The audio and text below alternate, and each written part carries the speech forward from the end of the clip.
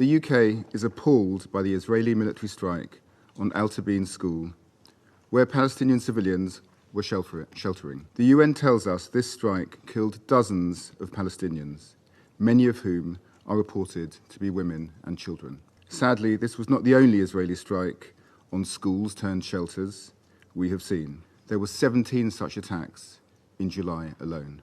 Palestinians have nowhere safe to turn. 86% of Gaza is now under evacuation orders. And in recent days, we've seen some of the largest orders to date, impacting tens of thousands of people, displaced multiple times over. Families are forced to move back and forth, but with none of these places offering the safety or security they so desperately need. On top of that, some of these orders have been issued by Israel in the middle of the night with minimal notice to allow civilians to flee.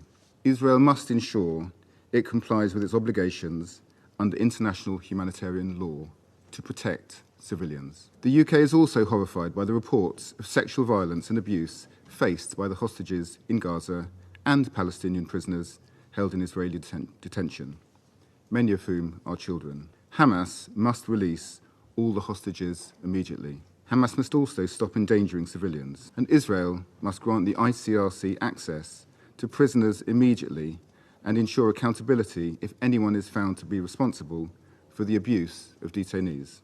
We have also heard completely unacceptable rhetoric from Israeli ministers relating to the mistreatment of detainees and starvation of civilians in Gaza. We call upon the government of Israel to retract and condemn these remarks. International law could not be more clear. Systemic mistreatment of detainees and the international starvation of civilians are war crimes. President, another deadly threat is on the horizon for the people of Gaza. They stand on the precipice of a polio outbreak, with 600,000 children under the age of 8 in desperate need of vaccinations. We call on the parties to cooperate urgently with the World Health Organization to facilitate vaccine rollouts and ensure the safety of humanitarian workers. We call on Israel to allow unfettered aid access into Gaza and to put in place an effective deconfliction mechanism to ensure aid can be delivered safely.